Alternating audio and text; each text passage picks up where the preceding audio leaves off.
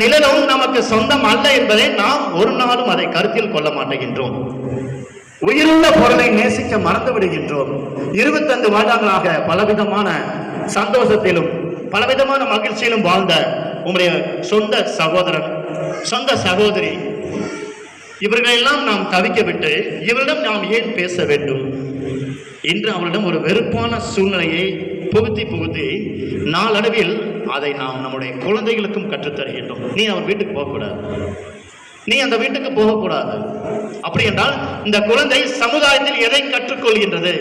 பிறரை பழிவாங்கும் நிலையை கற்றுக் கொடுக்கின்றீர்களா, அல்லது பிறரை ஏற்றுக்கொள்ளக்கூடிய நிலையை கற்றுக் கொடுக்கின்றோமா? இறைவன் அதை கற்றுக் கொடுத்தாரா? அவர் எந்த நிலையில் இருந்தாலும் நீங்கள் ஏற்றுக்கொள்ளுங்கள், மனதார மன்னியுங்கள், மனம் திரும்பி நற்செய்தி நம்புங்கள் என்று சொல்வது வெறும் வாக்கியம் அல்ல. மனம் திரும்பி நற்செய்தி நம்புங்கள் என்றுதான் இறைவன் கூறுகின்றார்.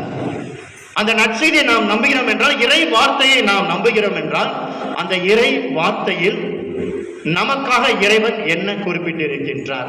ஒவ்வொரு நாளும் விவிலியத்தை எடுத்து நீங்கள் சுவைத்து பார்த்தீர்கள் என்றால் வாழ்க்கை பெரிய மாற்றத்தை நீங்கள் கண்டிப்பாக உணரலாம். அன்றைய நாளில் இறைவன் எனக்காக கொடுக்கப்பட்ட இறை வார்த்தை என்ன உங்கள் வாழ்வோடு கண்டிப்பாக ஒன்றிணையும்.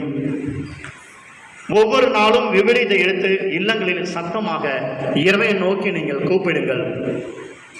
அன்று அவர் கூப்பிட்டார், அவர் குரலுக்கு இறைவன் செவிசாய்த்தார். விசுவாசம் அவரை பார்வையிட செய்தது.